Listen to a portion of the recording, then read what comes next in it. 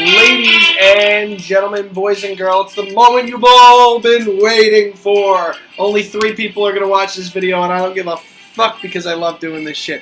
It is the PRNSC FFL Week 1 Rundown. Welcome back, ladies and gentlemen, boys and girls. I'm so excited to be your host again this year. Your commissioner is live from the greatest city in the world. That's New York. I got a hot date tonight, so we're going to try and make this one really quick. She's actually not that hot. She's probably like a 6, but she's got some huge knockers, so I'm looking to get it in. Anyways, that's neither here nor there. What is here nor there is our Week 1 rundown, and we're going to start with yours truly, your commissioner, Quaker Oats, taking on the retired garbage man. A battle of the bulge. Not like that. A battle of Coley versus Soki. You know what's funny is we were at the Jets game together, and we didn't talk about fantasy football once. We were talking about how much we thought the Jets were actually going to be decent this year, and then they fucking blew it in the fourth quarter. Anyways, Soaks, good try. Better luck next time. I put up 183.8 points, which is a lot in this league, as you know. Soki was at 120, so the retired garbage man drops to 0-1. Quaker Oats stays on their hot streak. Remember, I won out last year. I won that championship. I'm going for another one. So Quaker Oats starts off the year just as they left off, 1-0. And Sokol was trying to trade for Austin Eckler, who did put up 37.5 points for me. So Austin Eckler, MVP. Lamar Jackson was pretty good for you. Sokol put up 29, Keenan Allen 22, Kenny Golladay 12. Not going to be enough. You need more from Zeke. You got nothing from your defense. You need more from Kerryon Johnson and Darius Geis as well. So Sokol, better luck next week. 183.8. I'm very happy with that. Next up, it's PRNSC Hall of Fame. That's Tim Fusco, and Timmy was taking on Team Higgins. Final here was 130.8 to 104.3 to Q 104.3. Team Higgins, that's Liam. Cherry Dynamite drops to 0-1. Timmy, my mans. Timmy is 1-0. Let's see here. Timmy had Mahomes. He picked him real early, put up 23.3. Alvin Kamara blew up last night, Monday Night Football, with 24 points. Other than that, pretty average scoring across the board there for Timmy. 130.8 usually is not going to cut it in this league, so Timmy, you snuck a win in because, well, Team Higgins barely cracked the 100-point mark. Cam Newton's 2.8, Devonta Freeman's 2, George Kittle only had 9. Yeah, only had 9. That's not bad for a tight end, honestly. Peyton Barber 6.5, Colts defense at 4, and you had a kicker at 0. So Team Higgins looking to improve next week and get that first win. Timmy, nice job. You're on the board, 1-0. Keep up the good work. Moving on here, we had Bounce That Shit Like Woats. That is Mike Barron taking on Ryan Windrum. That is the maintenance guy. No shocker here. I mean, tight game, honestly. 170 to 154.5. High scoring. Mike Barron, he's a stud. Kid's always in it every year. He gets the win over Ryan Windrum, who did finish in last place last year. Ryan, you put up a decent amount of points, kid. Just ran into a buzzsaw here. Marlon Mack did good things for you. But it's hard when you've got Mark Ingram, Le'Veon Bell, Dak Prescott, Carson Wentz, and Amari Cooks going up against you. So Mike's bench looked real serious too. So Ryan, hopefully things don't spiral out of control like they did last year. You got to regroup here. You got to rehuddle, hit the waiver wire, get some people, and hopefully Ben Roethlisberger doesn't put up 6.3 points for you next week. Moving on, we had Team Doggy Paddle. That's a new name for Matt Hansen, taking on Brett Swim Lessons. This is Cameron's team. I'm not going to spend much time on this one because it's a 80-point margin of victory. Matt happened to be our highest scorer of the week, so congratulations, Hansen. He puts up 201 points. The first person this year to crack the 200 mark.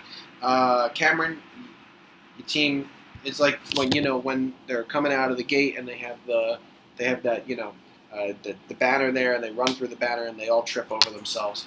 You kind of just fell flat on your face. So Cameron, shake it off, tough one. It's like when you lose 12-1 in a game of baseball.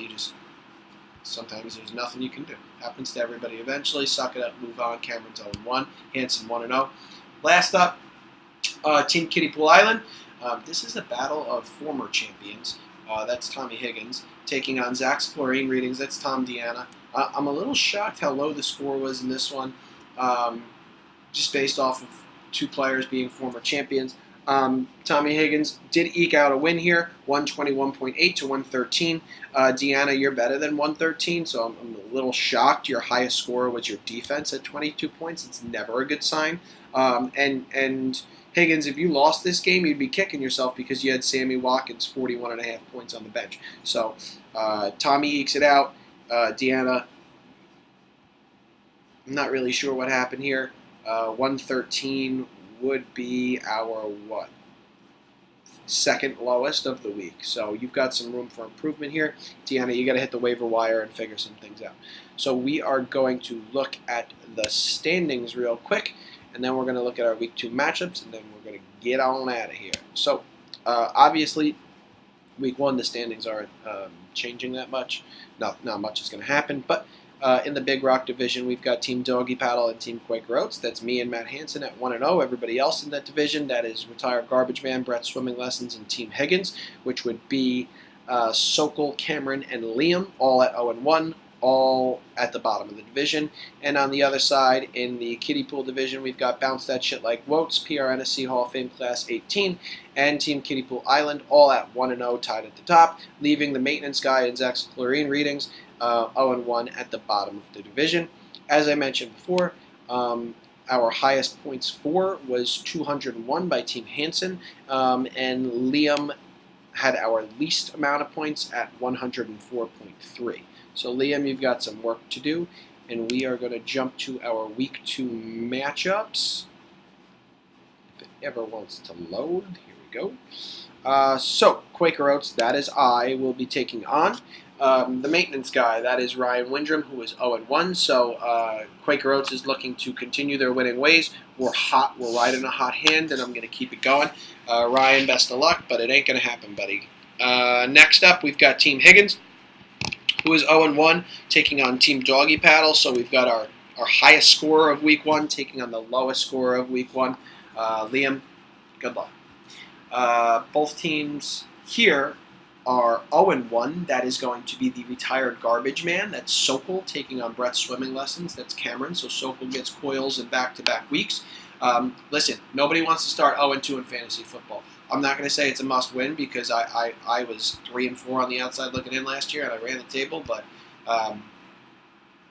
you don't want to go down 0-2. You can live with 1-1. So this is probably going to be our game of the week. We're going to keep an eye on this one because I feel as if both players are pretty good fantasy players. They kind of know what they're doing. They talk a lot. They're active on the waiver wire. So Cameron and Sokol, we're going to keep an eye on that one. We've got Bounce That Shit Like Woats. That's Mike Barron taking on Team Kiddie Pool Island. That's Tommy Higgins. So both teams there are 1-0, looking to get to 2-0. Someone's going to drop to 500 after that. And last but not least, we've got a 1-0 Timmy Fusco, PRNSC Hall of Fame, taking on an 0-1 Zach's Chlorine Readings. I gotta go out on a limb here and say Deanna's going to put up some big numbers, but honestly, I don't know. A little shocked at his subpar performance Week 1. So there you have it. There's your Week 1 rundown, your Week 2 matchups. You had your highest points for, your lowest points for. We've got good things happening this year. Stay active in the group chat, and there are about 6 people who have yet to pay. If you know you haven't paid, shoot me $50 on Venmo because I can't use my fucking Venmo account until all you assholes pay so I can transfer the money out. So just get that done. Last but not least, tomorrow is September 11th. Wake up, tell somebody you love them.